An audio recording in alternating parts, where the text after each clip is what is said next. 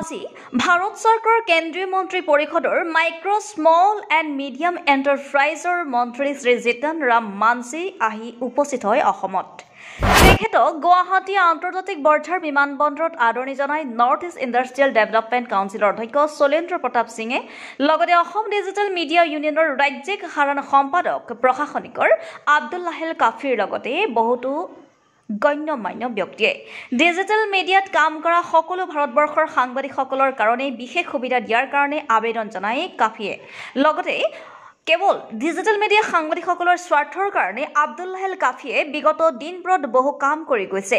অসম চৰকাৰকো ইয়াৰ শিক্ষিত নিবনুৱা হিচাপে অকণমানি সহানুভূতি আগবঢ়াবৰ বাবে দাবী জনাব।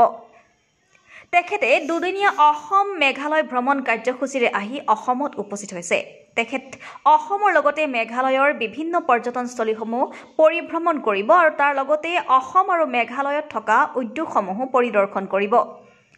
News desk report.